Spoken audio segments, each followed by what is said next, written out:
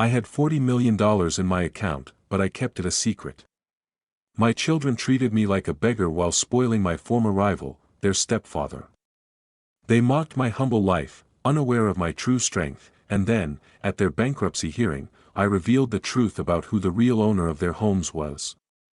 This moment shocked everyone and the consequences were inevitable. Before we continue, please subscribe to the channel and let us know where you are listening in the comments. God, what a rust bucket. Lindsay sneered as she stepped out of her sleek sedan, eyeing my 1998 Chevrolet Malibu with the same disgust she'd reserved for roadkill.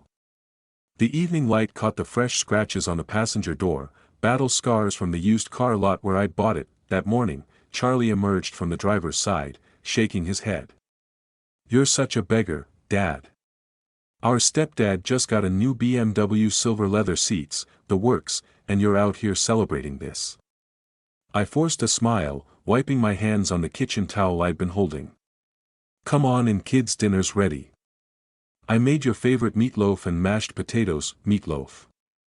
Lindsay's voice dripped with mockery. "When was the last time you had a decent meal? Richard took us to that new steakhouse downtown last week, $100 steaks, imported wine." They followed me into the small kitchen where I'd set the table with my best plates, the ones their mother had left behind after the divorce. The overhead light cast harsh shadows across the worn linoleum, making everything look smaller, shabbier. "Sit down, please," I said, gesturing to the chairs. "I thought we could celebrate together." Charlie slumped into his seat like he was doing me a favor. "Celebrate? What exactly? That beater outside, Dad? It's embarrassing. My friends see me getting out of that thing." "Your friends don't matter," I replied, serving the meatloaf. "What matters is that it's reliable transportation." Lindsay laughed. A sharp, cutting sound. Reliable.it looks like it's held together with prayers and duct tape. Richard's planning to buy me a new Mercedes for my birthday. "A Mercedes, Dad, not some junkyard special." The fork trembled slightly in my hand that I set it down, watching them pick at their food with the enthusiasm of prisoners on death row. "You know," Charlie continued, "it's hard to explain to people why our dad lives like this when our stepdad, your stepdad, isn't your father." I interrupted, my voice sharper than intended. "No, but he acts like one." Lindsay shot back, "that he provides for us. He cares about our image, our future. Look at this place, Dad. When was the last time you bought new furniture or fixed that leaky faucet?"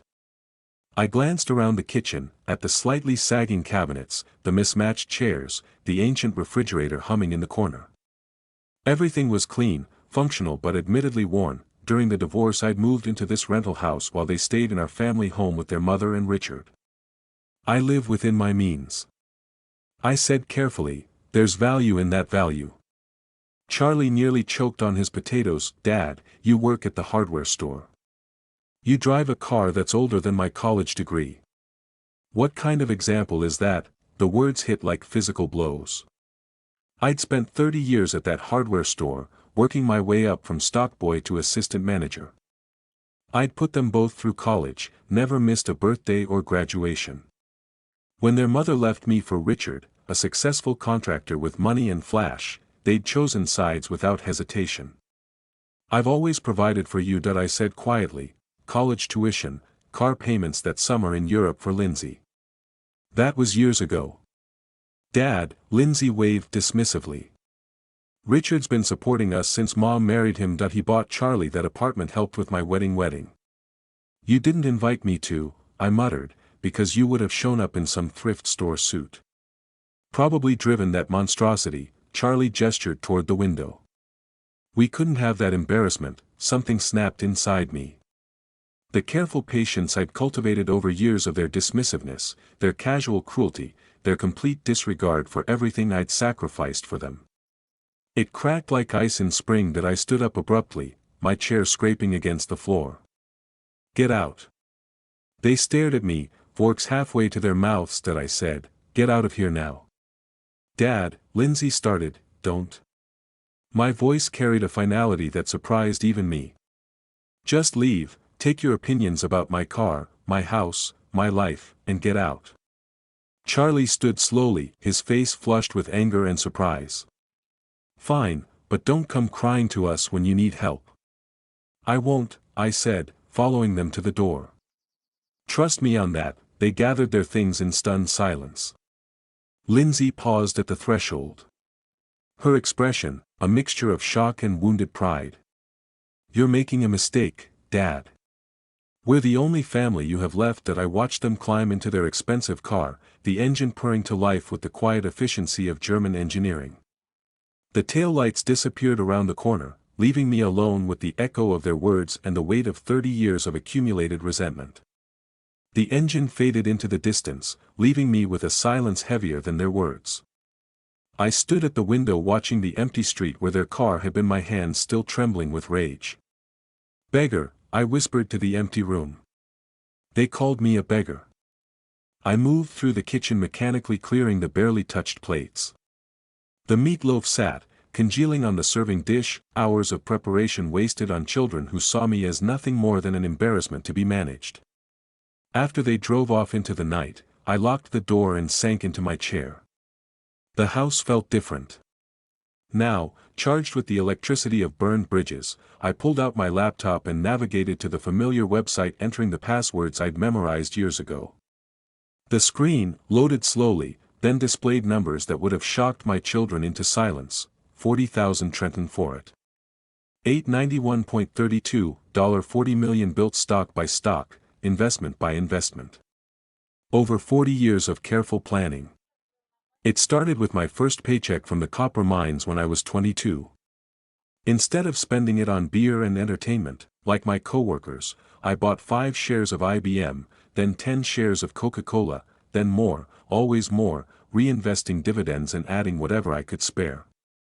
I remembered those early years vividly, working double shifts at the mine, coming home covered in dust and exhaustion, only to spend hours researching companies, reading financial reports by lamplight.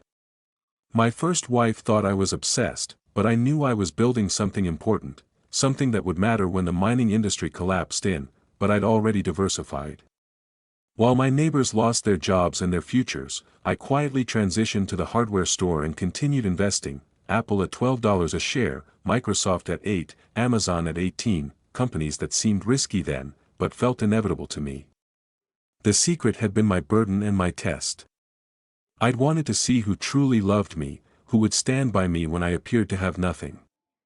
Their mother had failed that test spectacularly, leaving me for Richard's flashy success. Now my children had failed it too, calling me a beggar while sitting on a fortune that dwarfed their stepfather's modest construction business. I'd planned to leave it all to them, every share, every dividend, every carefully cultivated dollar. But sitting in my kitchen remembering the disgust in their voices, I felt something shift inside me. They didn't deserve inheritance, they deserved education. I opened another browser window and began searching property records but it didn't take long to find what I was looking for: Charlie's apartment building, where he paid $1,500 a month in rent. Lindsay's duplex, where she and her husband lived for $1,200 monthly. Both properties were owned by Mountain View Holdings, a small real estate company that had been struggling since the pandemic. That I smiled for the first time all evening. Tomorrow I would make some calls. Mountain View Holdings was about to receive an offer they couldn't refuse. "You want to see a beggar?" I murmured to the empty room. "Let me show you what real poverty looks like." I closed the laptop and headed to bed, my mind already working through the details. They'd humiliated me for the last time. Now it was my turn to teach them about consequences. Lying in bed, I reviewed the decades of careful choices that built my fortune, hidden from everyone, including the family, who'd long dismissed me as worthless. The irony wasn't lost on me. While they'd been comparing me to their stepfather's modest success, I'd been quietly accumulating wealth that exceeded their wildest dreams. Tomorrow would bring new possibilities. Tonight, I fell asleep planning my children's first real lesson in humility. Sunlight filtered through the curtains, pulling me from a fitful sleep filled with echoes of last night's barbs. I tossed and turned for hours, their voices replaying in my mind like a broken record. Beggar, embarrassment, rust bucket. The anger had crystallized into something harder. During the dark hours determination, I shuffled to the kitchen and fired up my old desktop computer, the fan whirring to life, with familiar complaints.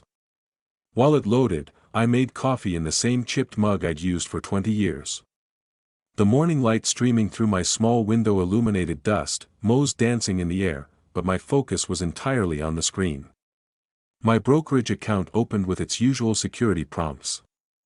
I navigated to my holdings, scrolling through decades of careful selections. There, Microsoft purchased at $12, now worth over $400. Apple bought at $15, currently trading at $180. I selected several positions enough to generate the cash I'd need for the next phase. The confirmation screen appeared. Are you sure you want to sell 50,000 shares of Microsoft Corporation? I clicked confirm without hesitation. As the processing wheel spun, I sipped my coffee and let my mind drift back to the divorce. Patricia had been so confident in her choice, so certain that Richard's construction business represented security, while I was just a dreamer playing with pocket change in the stock market. She'd laughed when I'd insisted on keeping my little hobby separate from our joint assets. You and your stocks, she'd said during one of our final arguments. When are you going to grow up and invest in something real? Something real. I almost laughed now watching the digital confirmation appear on my screen. The sale had generated $20 million in liquid cash, more than Richard would make in 10 lifetimes. The doorbell rang sharply, interrupting my thoughts. I glanced at the clock. 8:30 a.m.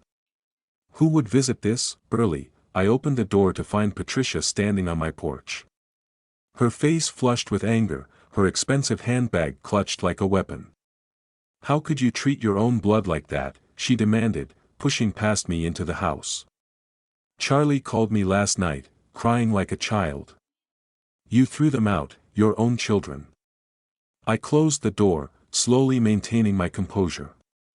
They're adults now, Patricia, 30 and 27 years old, they need to learn respect, respect. She whirled around, her voice, rising. You humiliated them. They were just trying to help you see reason about that ridiculous car purchase. Help me see reason. I almost smiled by calling me a beggar, by comparing me to your husband like I'm some sort of failure. You are a failure. The words exploded from her. Look at this place, William, look at your life. You're 62 years old, living in a rental, driving a car that belongs in a scrapyard. Our children are embarrassed by you. Actions have consequences. I replied evenly. They chose to be cruel, that I chose not to tolerate it. She stared at me, perhaps surprised by my calm response. You've changed. You used to be reasonable, understanding. Now you're just cold. That I'm not cold, Patricia. I'm done being a doormat. Don't you dare blame this on me. She snapped. I tried to make our marriage work, but you were always buried in those ridiculous financial magazines talking about companies nobody had ever heard of. Richard understands what it means to provide for a family. Richard, I repeated softly, the man you had an affair with while I was working double shifts to pay for Charlie's college. Her face went white. That's ancient history, is it?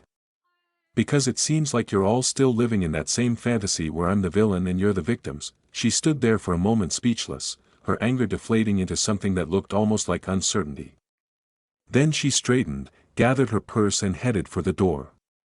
This isn't over, William. You've hurt your children for the last time. I watched her climb into her BMW, Richard's money, no doubt, and drive away down the winding, but hillside. As her tail lights disappeared around a bend, I couldn't help but think about the absurdity of it all. My 30-year-old son and 27-year-old daughter had run to their mother like children. After being denied dessert, I closed the door and returned to my computer. The funds from the stock sale would be available in 3 business days. Soon I'd show them all what real power looked like. Those next few days blurred in watchful routine each morning, starting with a glance at my inbox, until the alert finally came. Wire transfer, complete, 20 million available in your checking account. That I stared at the notification for a long moment, feeling the weight of 40 years of patience and planning condensed into those simple words. The money that would change everything sat quietly in my account. Waiting for my command, I grabbed my keys and headed downtown to the small real estate office wedged between a coffee shop and a pawn store. The receptionist, a young woman with bright red hair, looked up from her computer. "I'm interested in purchasing an apartment building," I said. "The one on Granite Street, Units 108, she blinked. That's a significant investment. Are you working with a specific agent? I'll work with whoever can close the deal quickly." 20 minutes later I sat across from Janet Morrison, a middle-aged realtor, with tired eyes and a stack of property files. She slid a folder across the desk. "Mountain View Holdings has been struggling since the pandemic," she explained. "They're motivated to sell, but they're asking $2.8 million for the building." "I'll take it at that price, no questions." Her eyebrows shot up. "Don't you want to see the inspection reports, the rental history, the maintenance records?" "I'm familiar with the property." That I pulled out my checkbook. "How quickly can we close?" The next 2 hours passed in a blur of paperwork and phone calls. I signed documents with a steady hand, my mind occasionally drifting to the Times. I'd helped Charlie with his rent when he was between jobs, $3,000 here, $2,000 there, always with the promise he'd pay me back. He never did. Janet Morrison seemed almost dazed by the speed of the transaction. "I've never seen a cash purchase move this fast," she murmured, watching me sign the final papers. "I don't believe in wasting time," I replied. That afternoon I drove to the courthouse to officially record the deed. The clerk, an elderly man with thick glasses, stamped the documents with practiced efficiency. "Congratulations, Mr. Simmons. You're now the proud owner of 847 Granite Street." From there I headed to another realtor's office across town. Lindsay's duplex was listed with a different company, but the process was remarkably similar. The owner, a widow named Mrs. Chen, had inherited the property from her husband and was eager to sell. "It's been nothing but headaches," she confessed over the phone. "The current tenants are decent enough, but the maintenance costs are killing me." I purchased the duplex for $450,000 cash on the barrelhead. By 5 o'clock, I owned both of my children's homes. Driving through Butt's winding streets back to my modest rental, I reflected on how these buildings would soon become tools in my hands, turning years of quiet investment into a shield against their disdain.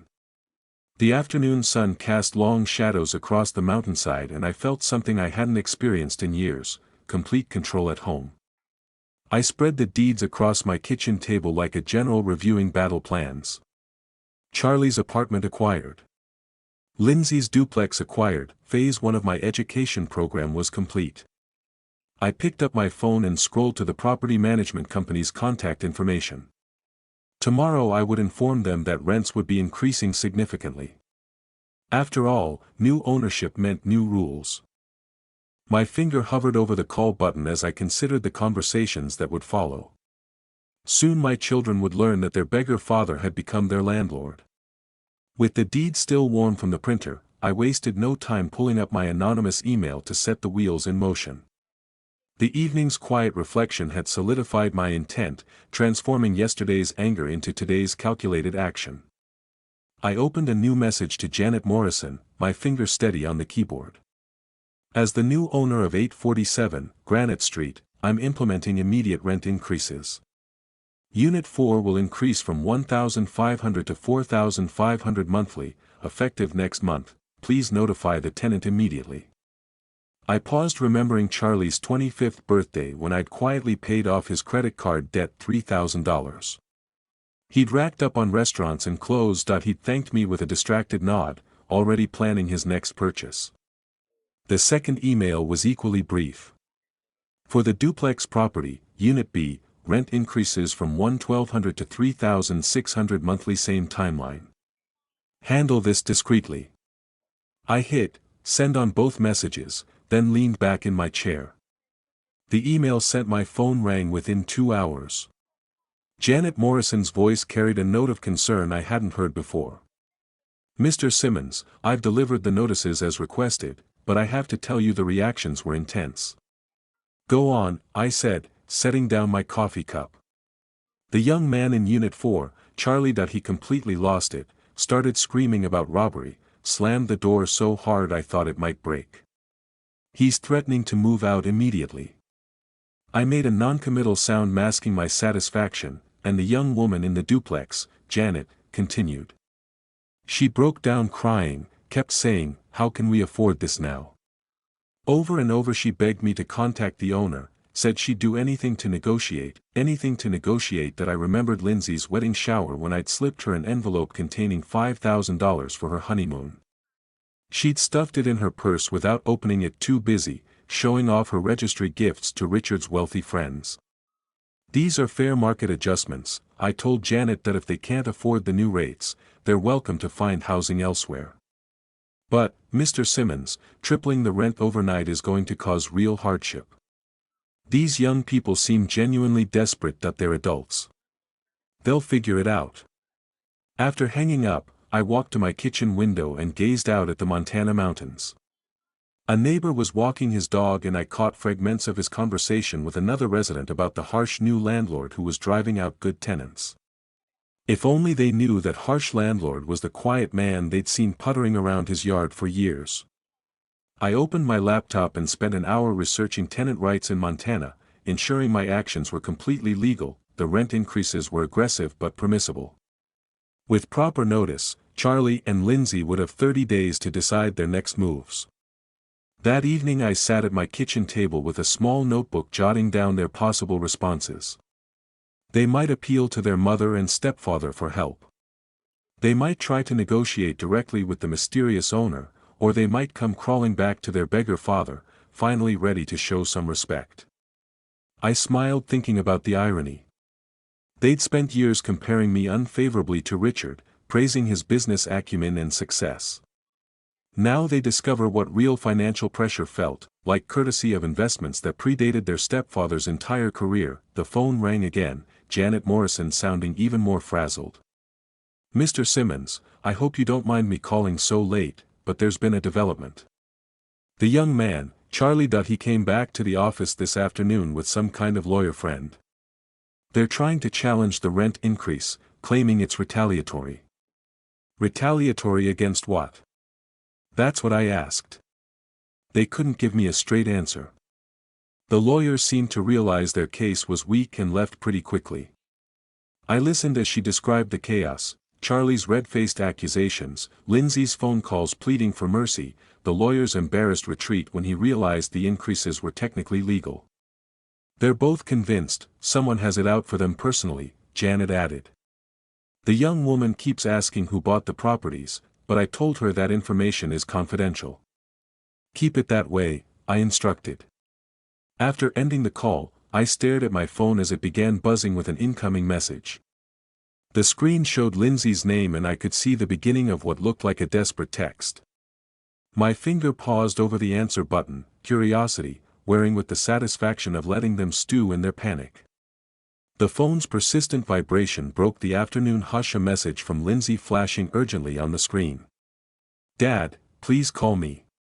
We need to talk." It's really important that I set the phone aside briefly to compose myself, the lingering buzz echoing the realtor's report from the previous evening. Whatever desperation had driven her to reach out, I wanted to savor it for a moment before responding. An hour later their car pulled up outside, not the sleek sedan from before, but an older Honda that must have belonged to Lindsay's husband. They knocked frantically, the sound sharp and insistent against my front door. I opened it to find them both standing on my porch. Their faces etched with worry and barely contained panic. Lindsay's eyes were red-rimmed, her makeup smudged. Charlie's jaw was clenched so tight I could see the muscles twitching. "Dad," Lindsay began, her voice trembling. "We're in real trouble. Our rent just tripled overnight and we don't know what to do, please," Charlie added, though the words seemed to scrape his throat raw. "We need your help, just a loan, until we can figure this out." I gestured them inside, reluctantly crossing my arms as they settled uneasily on my worn couch. The same couch they'd mocked just days earlier now seemed like a throne of judgment. "You want money from me?" I asked, my voice carefully. "Neutral, Dad, please." Lindsay pressed on, tears starting to flow. "We're desperate. The new landlord won't negotiate, won't even tell us who he is. We could lose our homes. You've called me a beggar before, I replied, shaking my head slowly. Handle it yourselves. Charlie's facade cracked. I was right, then you are one. Fine, we'll just go to Mom and our stepdad. They'll help us. They actually care about family. Yes, Lindsay chimed in, wiping her eyes with the back of her hand. Richard would never let us suffer like this. He understands what it means to support the people you love. I paced to the window, looking out at the street, where their borrowed car sat like a monument to their reduced circumstances. The irony was delicious. They were so busy planning their escape to Richard that they couldn't see the trap closing around them. So go to Richard. I said, simply ask him for $3,600 a month for Lindsay, $4,500 for Charlie every month. See how long his generosity lasts. That's not the point. Charlie exploded, jumping to his feet. You're our father, you should want to help us. Help you with what? Living beyond your means, spending money you don't have on things you don't need. We don't spend money we don't have, Lindsay protested, but her voice lacked conviction. Really, I turned back to face them. Charlie, what did you spend last month on restaurants, Lindsay? How much was that purse you carried to dinner last week? They exchanged glances and I saw the truth in their expressions. They'd been living like wealthy people on working-class incomes, subsidized by their stepfather's occasional large and their own denial that that's different. Charlie muttered, is it? You mock my modest life, call me an embarrassment, then come running here when your fantasy lifestyle hits reality. As I spoke, my eyes fell on a small wooden box on my mantel, a childhood craft project Lindsay had made in elementary school, painted with bright flowers and the words, "Best Dad Ever." The innocent little girl who'd created that treasure had grown into this desperate woman sitting on my couch. Too proud to admit her mistakes, but not too proud to beg for money. We're sorry about the other night, Lindsay said quietly. We didn't mean to hurt your feelings. My feelings. I almost laughed. You think this is about hurt feelings? Then, what is it about? Charlie demanded respect. I said something you've never shown me. They sat in tense silence, the weight of years of casual cruelty settling between us like dust. Finally, Charlie stood up, his face flushed with anger and wounded pride. Fine, we'll figure it out ourselves, but don't expect us to come crawling back when you're old and need help. I won't, I replied calmly. As Charlie stormed toward the door, his parting shot reminded me of all the times I'd swallowed their slights, but no longer would I let that define our relationship. Lindsay followed, pausing at the threshold to look back at me with something that might have been regret. This isn't over, Dad, she said softly. I watched their car disappear down the street, my mind already turning to their next moves. They'd go to Patricia and Richard now, hat in hand, begging for rescue. Soon they'd discover that their stepfather's generosity had limits and their mother's influence could only stretch. So far as their headlights dissolved into the gathering dusk, a heavy quiet settled over the house, broken only by my steady breaths. As I contemplated their inevitable backlash, I secured the door with deliberate care and settled into my armchair, the residual tension from their parting words still crackling in the air like electricity before a storm. I didn't have to wait long to see their strategy unfold. Over the following days, whispers began circulating through Bates' tight-knit community like poison in a well. Mrs. Henderson, from next door, mentioned it first, her voice carefully neutral, as she tended her garden. Such a shame about your family troubles, William. I hope you can work things out at the coffee shop on Main Street. I overheard fragments of conversation from the corner booth where Lindsay sat with her friend Sarah. Tissues crumpled in her hands. He just cut us off completely, she was saying, her voice breaking with practiced precision. After everything we've done for him, trying to help him see reason about his finances. The lies were elegant in their simplicity. They painted me as the cruel father who'd abandoned his struggling children while they became the victims of my heartless indifference. No mention of their mockery, their years of dismissiveness, their endless comparisons to their stepfather. Charlie's approach was more direct. Anonymous notes began appearing in my mailbox, nothing threatening enough to involve police, but pointed enough to make their message clear. "This won't end well for you," read one typed message. "Family is everything," said another. The phone calls came next, unknown numbers, silence when I answered. Then Charlie's voice, disguised but unmistakable, "You made a mistake, old man. We won't forget this." I listened calmly, then hung up without responding, let him rage into the void. The envelope arrived on a Tuesday morning, official and thick legal letterhead from Patterson and Associates, delivered by registered mail.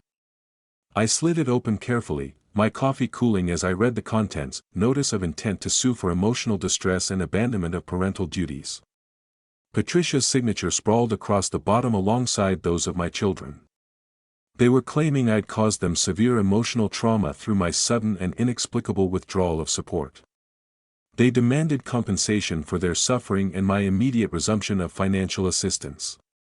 As the accusations spilled across the page, memories of their childhood loyalties fracturing during the divorce resurfaced, hardening my stance against this latest ploy.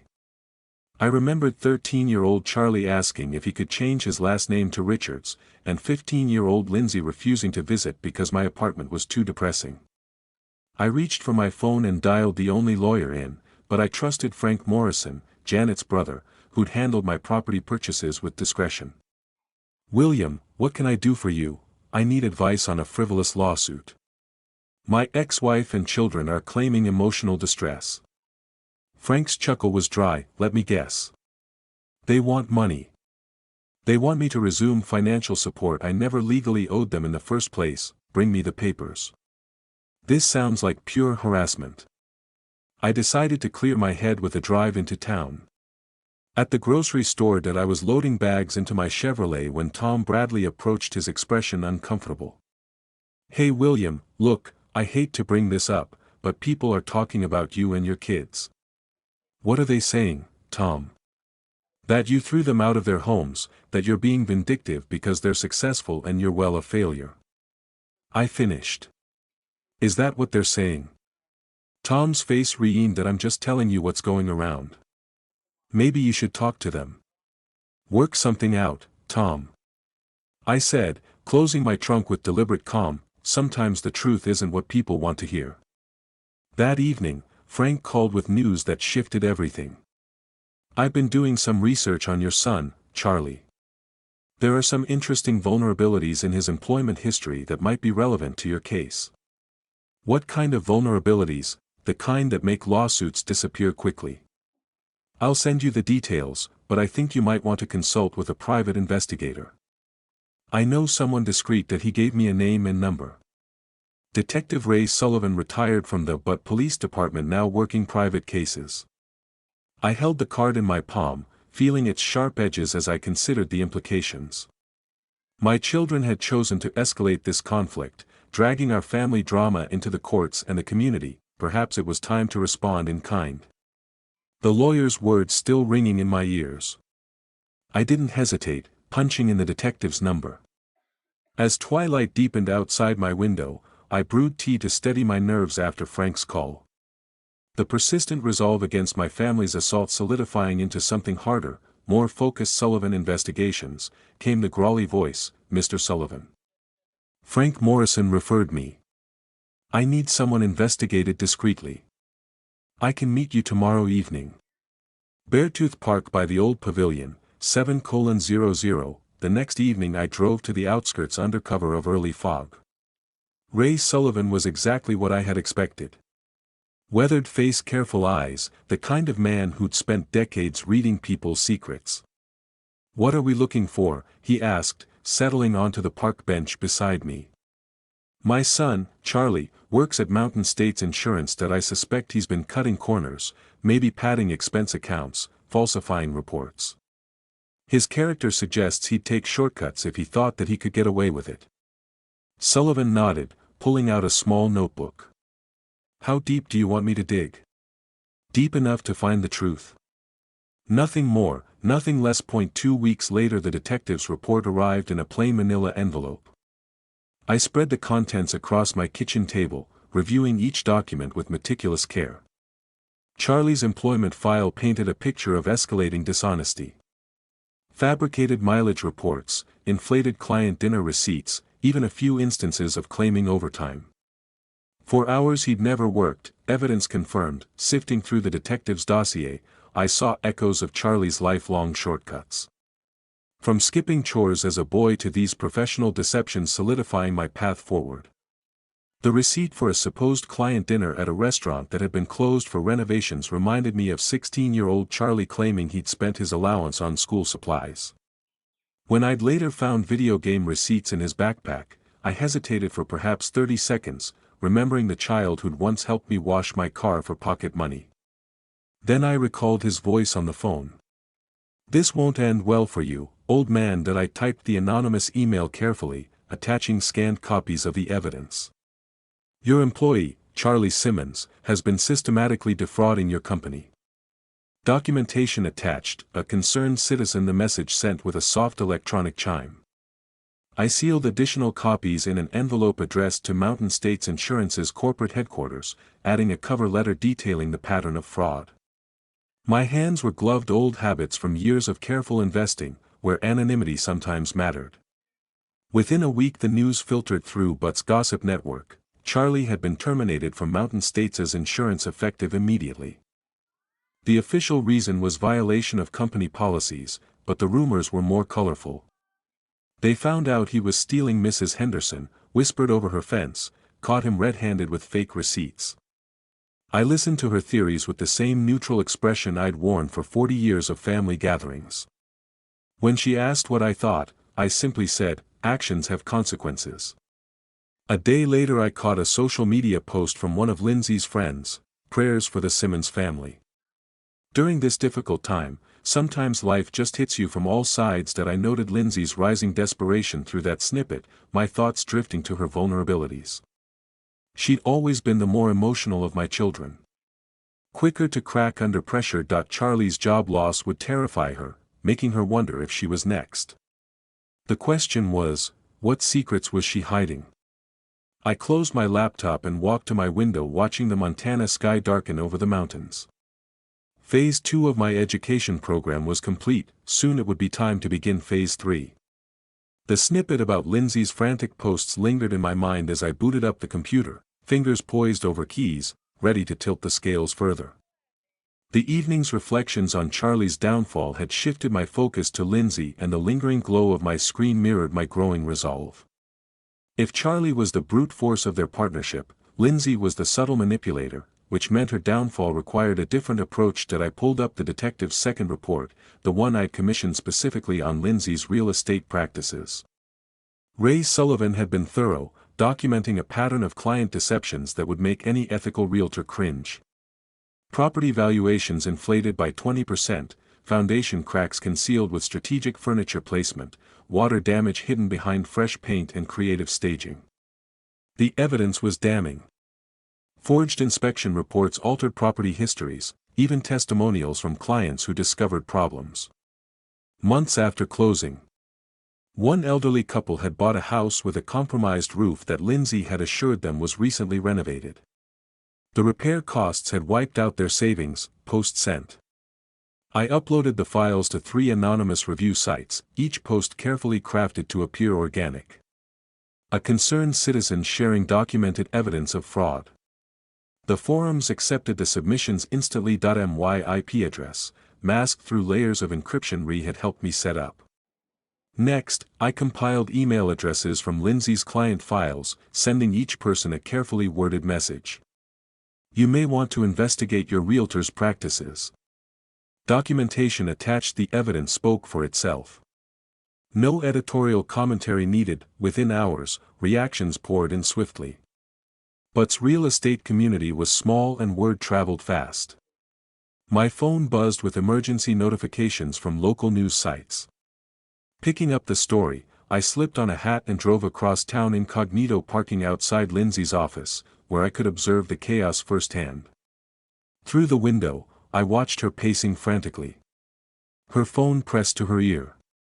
"No, Mrs. Patterson, I can explain." "Yes, I understand you're upset," but the call ended abruptly. I could see her shoulders shaking. Another client stormed into the office, his voice carrying through the glass.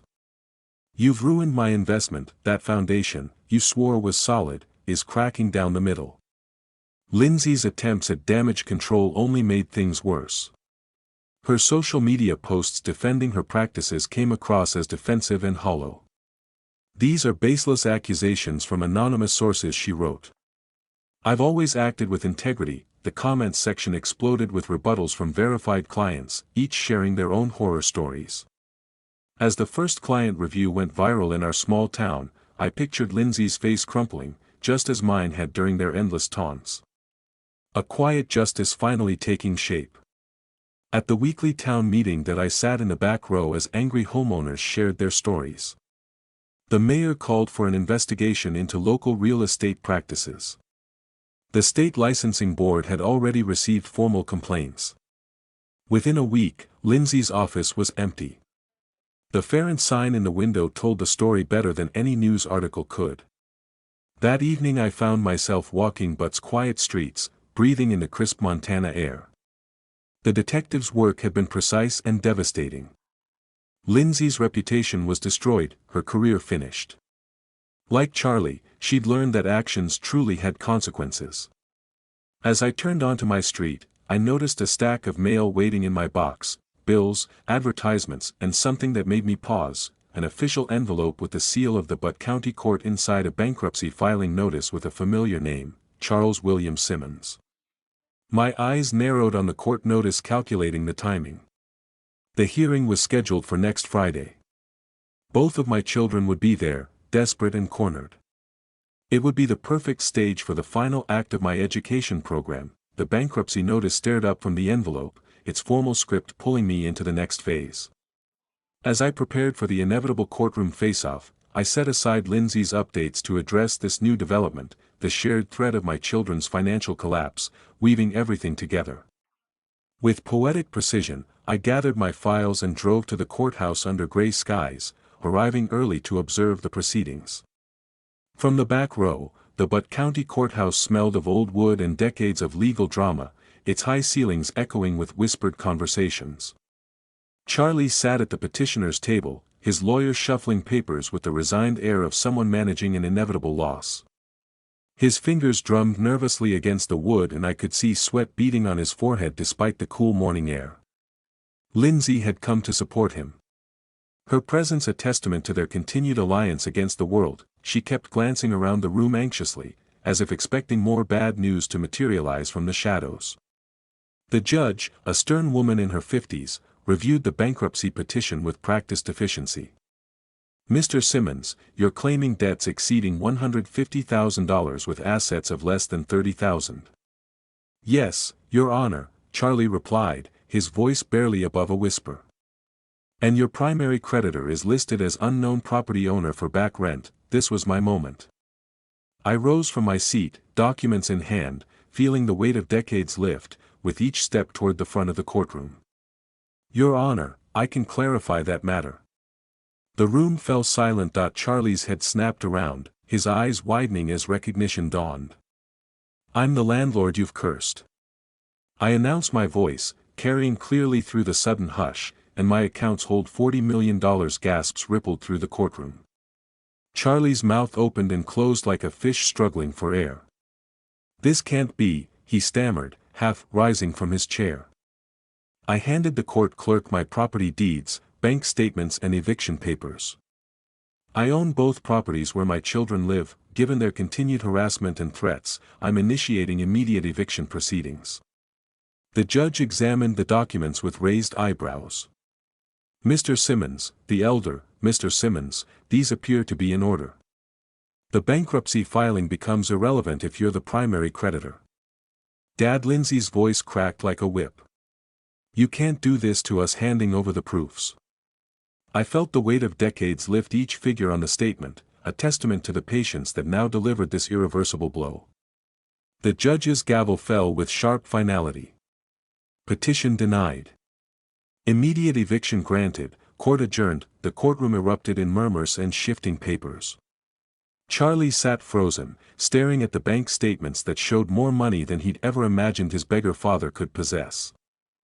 "40 million, he whispered.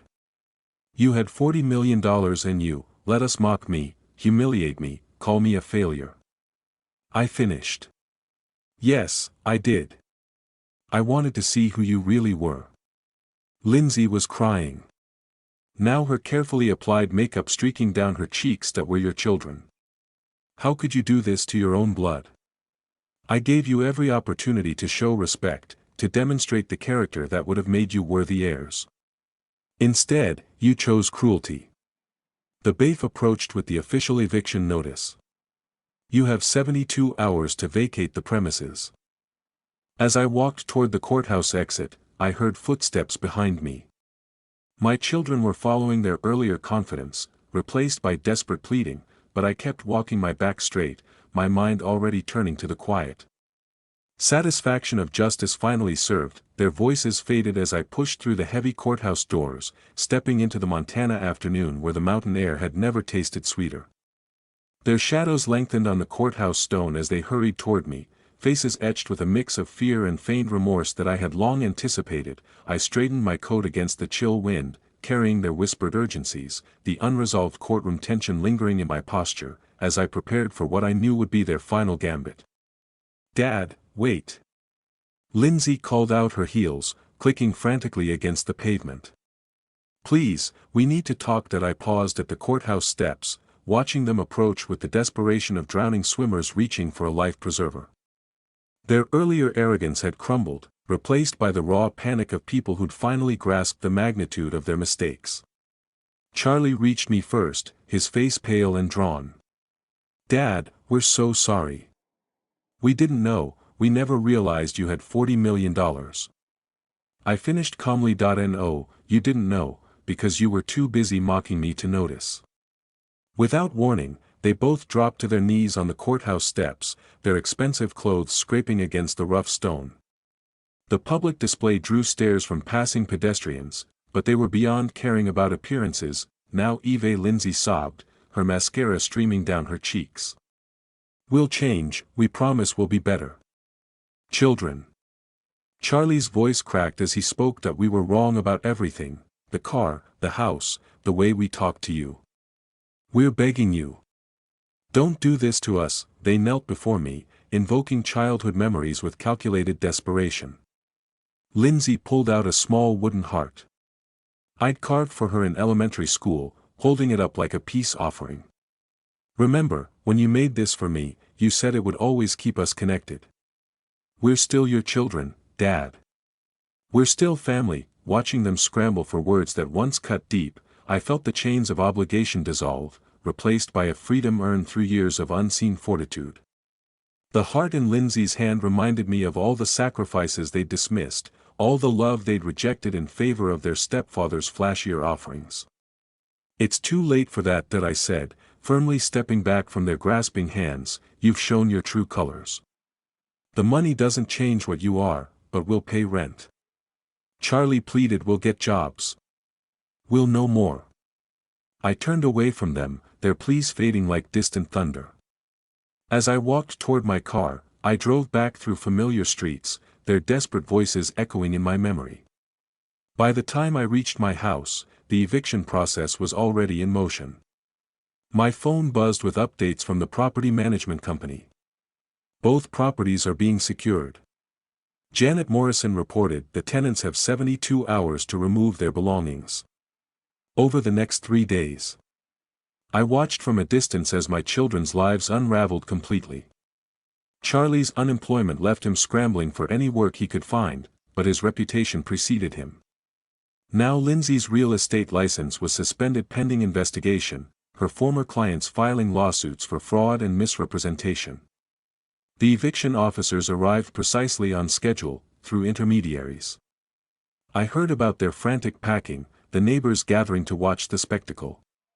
The moving truck filled with furniture they'd have to sell to pay for temporary housing. Their luxury cars were the first to go repossessed when they couldn't make the payments. Designer clothes, expensive electronics, all the status symbols they'd once flaunted were sacrificed to pawn shops and online sales. Charlie ended up in a weekly rate motel on the outskirts of town, his pride finally broken, Lindsay couch surfed between friends, each stay growing shorter as her welcome wore thin. The phone rang.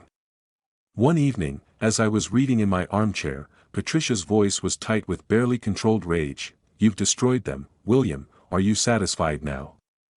"I didn't destroy them," I replied calmly. "I simply stopped enabling their destruction of themselves. They're your children. They stopped being my children the moment they chose contempt over love. The moment they decided Richard was more valuable than the man who actually raised them." She hung up without another word. The eviction confirmation call came the next morning. The agent's voice crisp and professional. "Both properties are now vacant and available for rental. What are your instructions?" I sat down the phone and moved to my desk, where my stock portfolios glowed on the computer screen. The numbers represented more than money. Now they represented freedom, possibility, a chance to build something new from the ashes of what had been. The eviction agent's voice still fresh in my ear, I turned to the glowing screen. Ready to reshape the remnants of my old life into something unbound. I pocketed the phone after the call and settled at my desk, anchored by the fresh sense of finality from my children's pleas still echoing in my memory. I opened my investment app and began the systematic process of liquidation. Not everything that I'd learned too much about the power of compound interest to abandon it entirely, but enough to fund the next chapter of my life. "Mr. Simmons," my broker's voice was professionally warm when I called. "What can I do for you today?" "I want to sell 30% of my portfolio, blue-chip stocks, diversified across sectors. I need the funds liquid within a week." "That's quite a substantial amount. May I ask what you're planning a new life?" I said simply. "Sold the transfers completed with digital efficiency, millions flowing into my accounts, like water finding its level." I listed both rental properties with new management companies screening potential tenants who would actually appreciate what they were getting. The monthly rental income would provide a steady stream without the emotional baggage of my children's occupancy. My own house in but required minimal staging. I'd kept it clean and functional for so long that it showed beautifully to potential buyers. The first offer came within a week, a young family with children who saw the home's potential rather than its modest appointments. That evening I browsed oceanfront properties online, the screen illuminating possibilities I'd never allowed myself to imagine. California beckoned with its promise of renewal, its distance from everything that had defined my previous life. I boarded the plane with light luggage, but shrinking below me as we climbed into the sky. The coastal town of Carmel welcomed me with salt air and endless horizons, a stark contrast to Montana's enclosed valleys. The house I bought sat on a bluff overlooking the Pacific, its windows framing sunsets that painted the sky in colors I'd forgotten existed. The real estate agent, a woman named Margaret, with kind eyes and silver hair, handled the closing with the efficiency of someone who'd seen dreams realized. "Before you picked a wonderful spot," she said, handing me the keys. "The community here is very welcoming." She was right. At the local community center's evening lecture series, I met Eleanor, a widow who'd moved to Carmel after her husband's death 3 years earlier. We struck up a conversation about books, then walks along the beach, then dinners overlooking the water. "I raised 3 children," she told me one evening, as we watched the waves crash below my deck. "They visit twice a year. Beautiful but distant. I've learned that family isn't always about blood." "What is it about then?" I asked. "Respect, kindness, the choice to see value in someone beyond what they can provide." Standing on the deck with her beside me, I marveled at how the ocean's vastness mirrored the expanse of possibilities unlocked by standing firm against those who once diminished me. The lessons from my investment beginnings post-divorce, patience, persistence, the power of compound growth had applied to more than just money. We walked the beach most evenings, our conversations flowing as easily as the tide. She'd been a teacher, understood the satisfaction of nurturing something worthwhile. I found myself sharing stories of my investing journey, the years of careful accumulation that had led to this moment of freedom. "You know," Eleanor said, one sunset-painted evening, "I think you've been investing in yourself all along. The money was just the vehicle." My phone buzzed with a text from an unknown number, probably one of my children trying a new approach. I glanced at it, then deleted it without reading, my attention returning to the horizon where tomorrow's possibilities waited. The waves crashed in their eternal rhythm and I realized I'd finally found what I'd been investing in all these years, not just financial security, but the self-respect to walk away from toxicity and the wisdom to recognize genuine connection. When it appeared as the sun dipped below the Pacific, painting the sky in shades of gold and crimson, I felt a contentment I'd never known was possible. The future stretched ahead, unbound by the expectations of ungrateful children or the ghosts of past disappointments. I was free. If you like this story, please like this video, subscribe to the channel and share your impressions of this story in the comments. To listen to the next story, click on the box on the left.